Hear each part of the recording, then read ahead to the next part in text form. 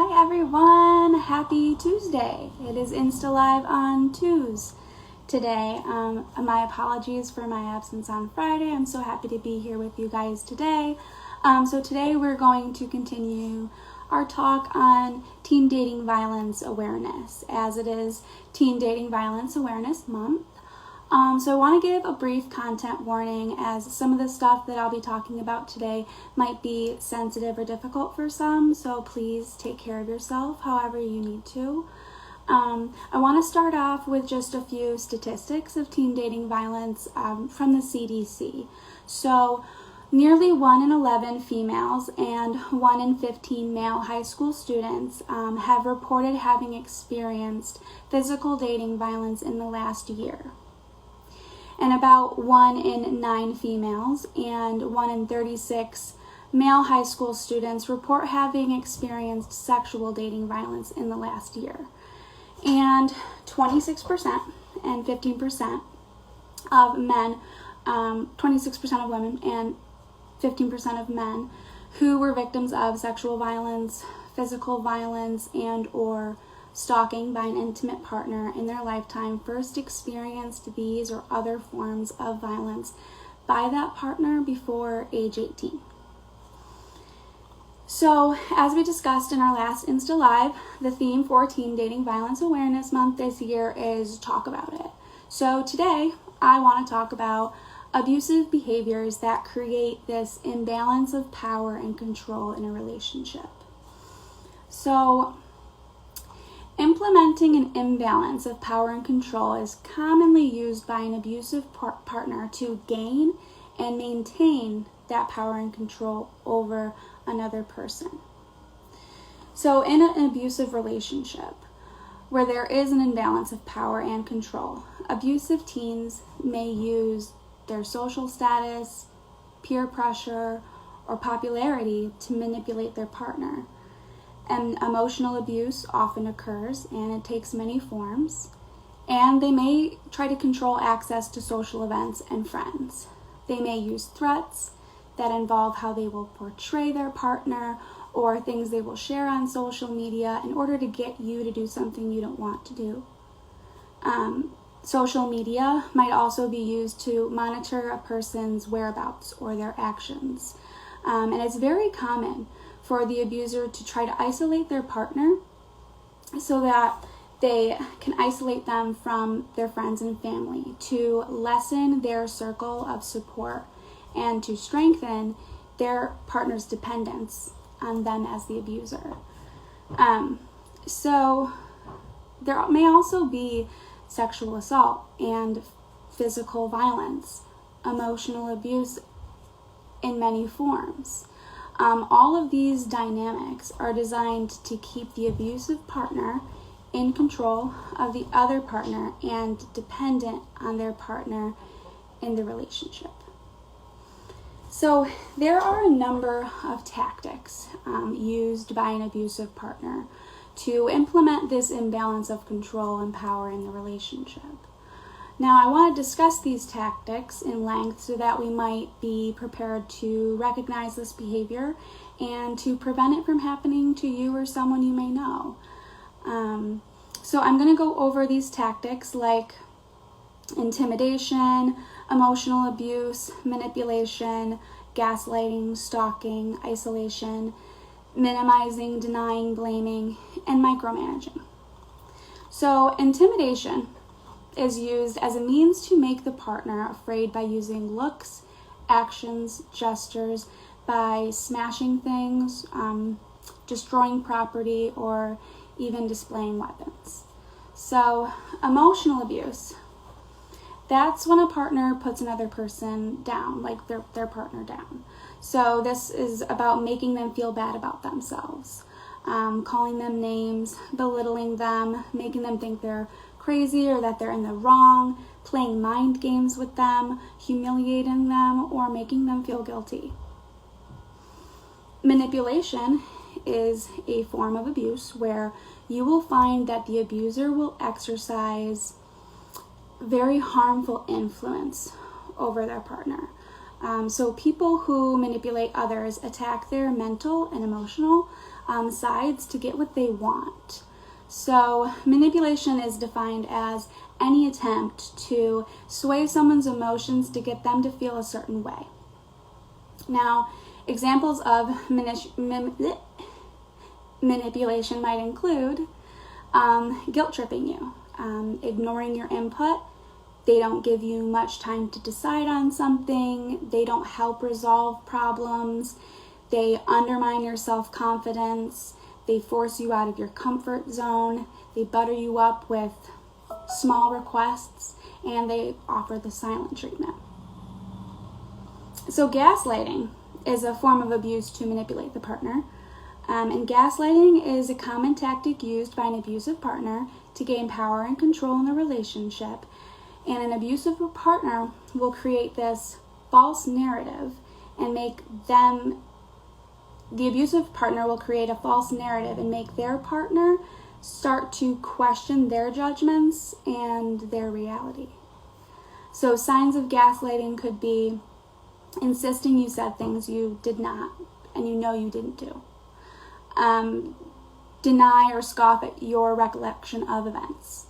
Call you too sensitive or crazy when you express your needs or your concerns. Express doubts to others about your feelings, your behavior, and your state of mind.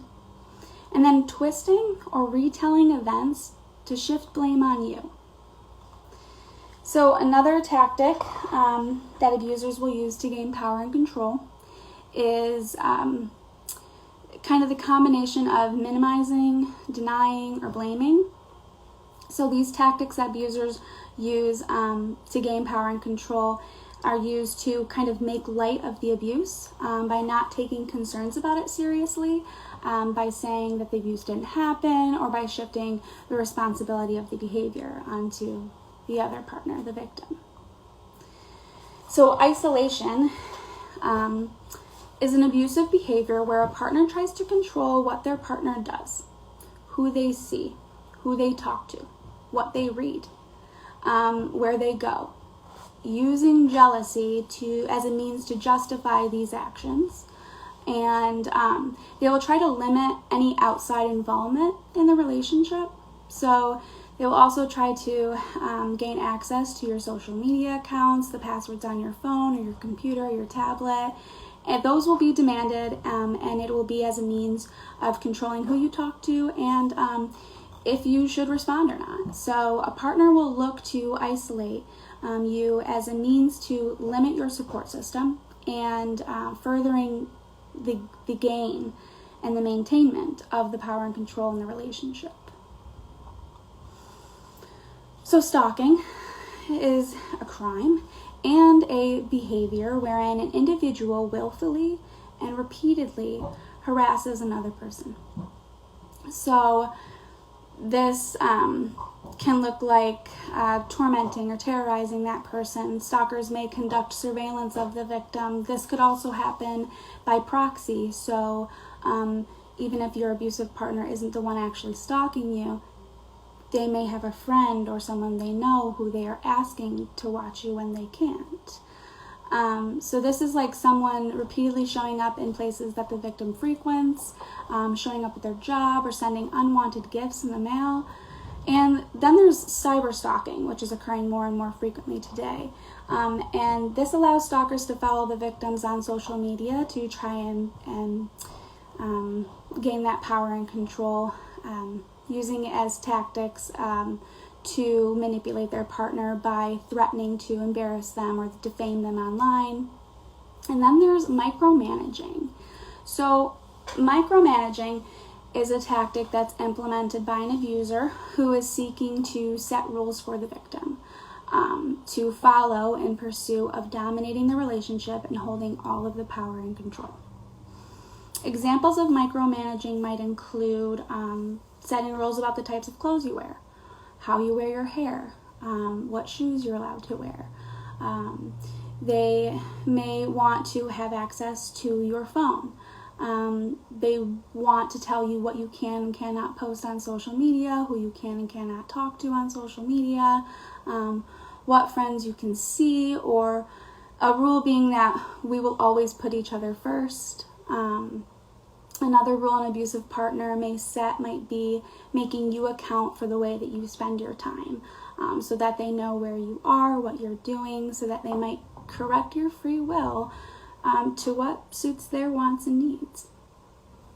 So abuse is about an imbalance of this power and control in a relationship. In an unhealthy relationship, there may be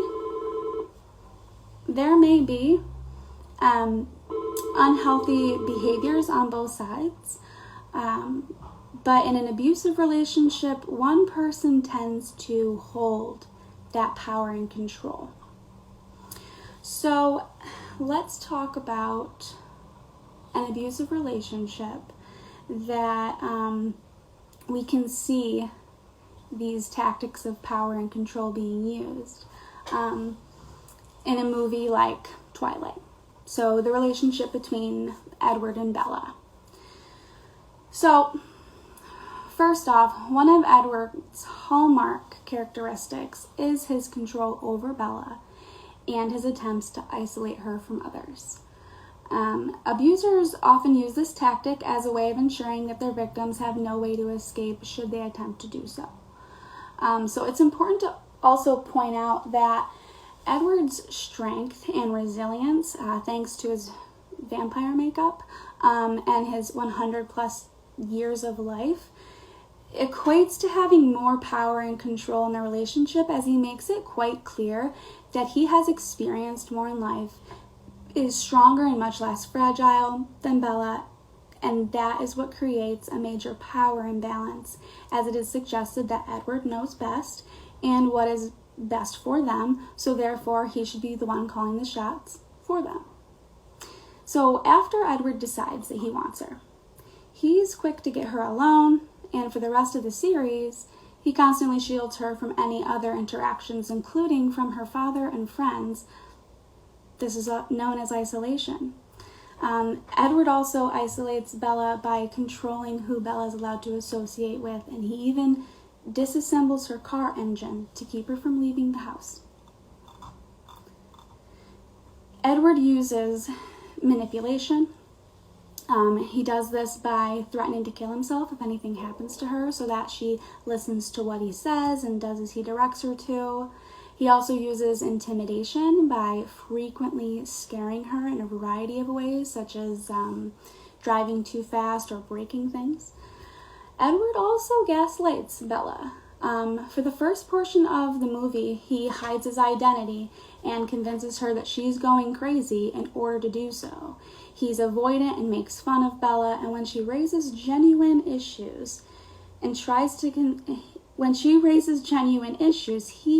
convince her that she's going mad. So Edward also stalks Bella, as we know. He breaks into her room unbeknownst to her and follows her to the city when she goes out shopping. He uses emotional abuse in his justification for his stalking by telling her that she is so hopeless that she cannot look after herself. The relationship between Bella and Edward is based on power and control imbalance, as Edward has implemented tactics like intimidation, stalking, isolation, manipulation, and gaslighting. When we are living out our own romantic narratives, people often, consciously or not, compare them to the love stories that we've already been told. It is important to be aware of these tactics that an abusive partner may use to gain power and control in the relationship, as this imbalance is emotionally abusive and can and may lead to physical and sexual abuse in the relationship. So these tactics that are used to gain power and control in a relationship, they can start out small and they can escalate to so much more, to being very abusive. Now, it's important to know these tactics of power and control, and what they can look like, because as I've said before, knowledge is protection, and being aware can really mean a world of difference for you or someone you know. Safe harbors of the Finger Lakes. We are here 24/7. please call our hotline if you ever need help. If you have any questions, anything that we discussed, we're always here to give you resources, help you in any way that you need, and make sure that you're safe. So our hotline number is 1-800-247-7273. 1-800-247-7273. Please join me on Friday. I will be here. I can pretty much almost promise that. So on Friday at 2, I plan to talk about consent and setting and practicing boundaries and communicating boundaries. So thanks for tuning in, and I will see you all on Friday at 2.